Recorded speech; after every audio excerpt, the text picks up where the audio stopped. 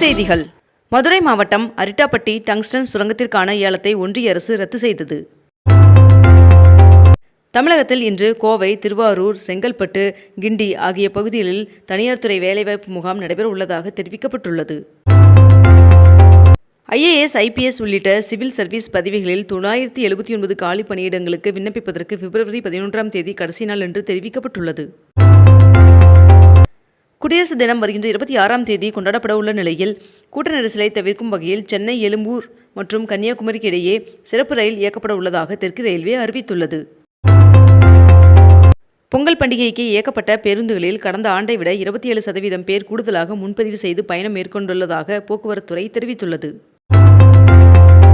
திருப்பூரில் நூல் விலை கிலோவிற்கு ₹7 குறைந்துள்ளது. கள ஆய்வு மேற்கொள்வதற்காக முதலமைச்சர் மு.க.ஸ்டாலின் அவர்கள் வருகின்ற 27 மற்றும் 28 ஆகிய தேதிகளில் விழுப்புரத்திற்கு பயணம் மேற்கொள்ள உள்ளதாக தகவல் வெளியாகியுள்ளது. அமைச்சர் அனிதா ராதாகிருஷ்ணன் அவர்களின் ₹1,26,00,000 மதிப்புள்ள சொத்துக்களை சட்டவிரோத பணப்பரிமாற்ற தடை சட்டத்தின் கீழ் அமலாக்கத்துறை முடக்கியது. சென்னை சென்ட்ரல் கோபுரத்தின் மேம்பாட்டிற்கான கட்டுமானம், கட்டிடக்கலை, மின்தூக்கி, நகரும் படிக்கட்டுகள் போன்ற பணிகளின் வடிவமைப்பு மற்றும் கட்டுமானம் போன்ற பணிகளுக்கு ₹349 கோடி மதிப்பில் ஒப்பந்தம் கையெழுத்தானது. தை அமாவாசையை முன்னிட்டு வருகின்ற ஜனவரி 28ஆம் தேதி சென்னை மற்றும் பிற இடங்களில் இருந்து ராமேஸ்வரத்திற்கு சிறப்பு பேருந்துகள் இயக்கப்பட உள்ளதாக தெரிவிக்கப்பட்டுள்ளது. 2024-25ஆம் நிதியாண்டில் இந்தியாவின் ஏற்றுமதியில் 45.79 விழுக்காடு பங்களிப்பை சிறு குறு தொழில்துறை வழங்கியிருப்பதாக ஒன்றிய புள்ளியியல் துறை அமைச்சகத்தின் தரவுகள் தெரிவித்துள்ளது. திருச்சி சூரியூரில் ₹3 கோடி செலவில் நிரந்தர ஜல்லிக்கட்டு அரங்கம் அமைக்க தமிழ்நாடு விளையாட்டு மேம்பாட்டு ஆணையம் டெண்டர் கோரியது. தமிழக நிலப்பரப்பில் இருந்துதான் இரும்பின் காலம் தொடங்கியது என்று முதலமைச்சர் மு.க.ஸ்டாலின் அவர்கள் தெரிவித்துள்ளார். சென்னையில் சிங்கார சென்னை பயண அட்டை திட்டத்தின் கீழ் 12,500 பயண அட்டைகள் விற்பனை செய்யப்பட்டுள்ளதாக தகவல் தெரிவிக்கப்பட்டுள்ளது. கீழடி திறந்தவெளி அருங்காட்சியகம் மற்றும் கங்கை கொண்ட சோழபுரம் அருங்காட்சியகத்திற்கு முதலமைச்சர் மு.க.ஸ்டாலின் அவர்கள் அடிக்கல் நாட்டினார்.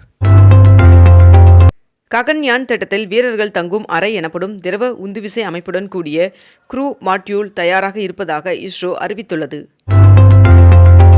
3155 ஆண்டுகளுக்கு முற்பட்ட நெல், உமி, அரிசி ஆகியவற்றை சிவகலை அகழாய்வில் கண்டறியப்பட்டுள்ளன என்று தெரிவிக்கப்பட்டுள்ளது. சென்னையில் வருகின்ற 25ஆம் தேதி குடும்ப அட்டைதாரர்கள் குறைதீர் முகாம் நடைபெற உள்ளதாக உணவுப் பொருள் வழங்கல் துறை அறிவித்துள்ளது.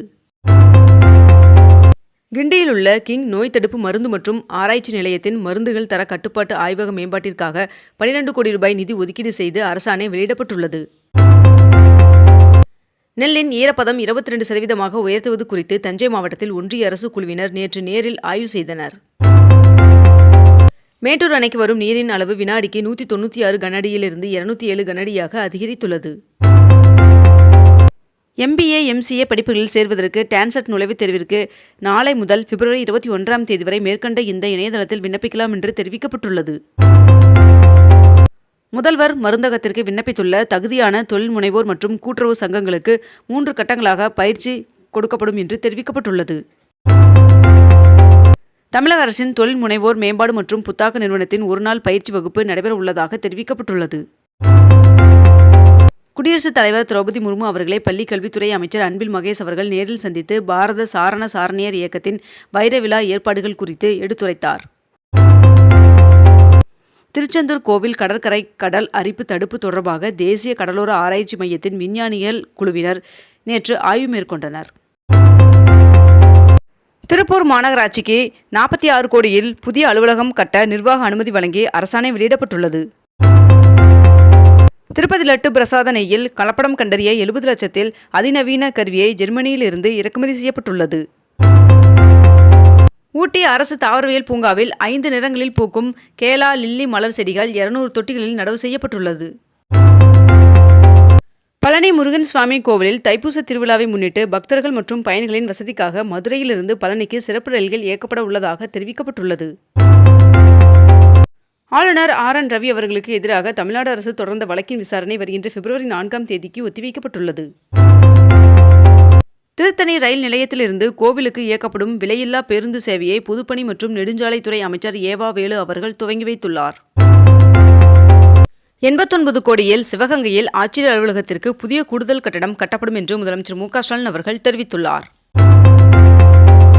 சிவகங்கையில் 376 கோடி மதிப்பீட்டில் 45 முடிவுற்ற திட்டப்பணிகளை முதலமைச்சர் மு க ஸ்டாலின் அவர்கள் திறந்து வைத்துள்ளார்.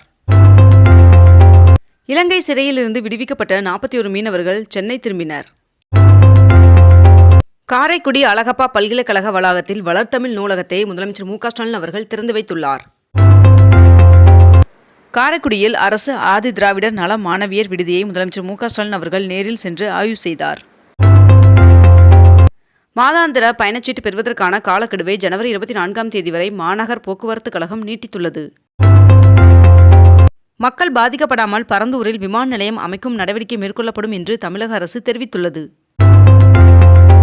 குறுவை பயிர் காப்பீடு செய்த 29,382 விவசாயிகளின் வங்கிக் கணக்குகளில் 43 கோடி ரூபாய் வரவு வைப்பு என்று அமைச்சர் எம்.ஆர்.கே. பன்னீர்செல்வம் அவர்கள் தெரிவித்துள்ளார். இலங்கை கடற்படை சார்பில் ஜனவரி 24ஆம் தேதி மற்றும் 27ஆம் தேதிகளில் துப்பாக்கி சுடும் பயிற்சி நடைபெறுவதால் தமிழக மீனவர்கள் எல்லை தாண்டி சென்று மீன்பிடிக்க வேண்டாம் என்று மீன்வளத்துறை அறிவுறுத்தியுள்ளது. திருச்சி டிஐஜி வருண்குமார் அவர்கள் தொடர்ந்த அவதூறு வழக்கில் வருகின்ற பிப்ரவரி 19ஆம் தேதி நாம் தமிழர் கட்சியின் ஒருங்கிணைப்பாளர் சீமான் அவர்கள் நேரில் ஆஜராக திருச்சி மாவட்ட குற்றவியல் நீதிமன்றம் உத்தரவு பிறப்பித்துள்ளது. இன்று முதல் 25ஆம் தேதி வரை வானில் அணிவகுக்கும் 6 கோள்களை பொதுமக்கள் இலவசமாக காண கோவையில் உள்ள மண்டல அறிவியல் மையம் ஏற்பாடு செய்துள்ளது.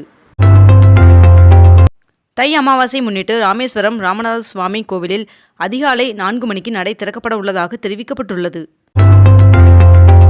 சென்னை பெருநகர் வளர்ச்சி குழுமம் சார்பில் கலைஞர் நூற்றாண்டு பேருந்து முனைய மொபைல் செயலியை அமைச்சர் சேகர்பாபு அவர்கள் தொடங்கி வைத்தார். ராணிப்பேட்டையில் 914 கோடியில் அமைய உள்ள டாடா நிறுவனத்தின் லேண்ட் ரோவர் கார் உற்பத்தி ஆலைக்கு தமிழ்நாடு சுற்றுச்சூழல் தாக்க மதிப்பீட்டு ஆணையம் அனுமதி வழங்கியுள்ளது. தமிழக அரசின் தொழில் முனைவோர் மேம்பாடு மற்றும் புத்தாக்க நிறுவனம் சென்னையில் 3 நாள் தொழில் முனைவோர் மேம்பாட்டு திட்டம் திணை வகைகள் கொண்டு பேக்கரி பொருட்கள் தயாரிக்கும் பயிற்சி வருகின்ற 28ஆம் தேதி முதல் 31ஆம் தேதி வரை நடைபெற உள்ளதாக தெரிவிக்கப்பட்டுள்ளது.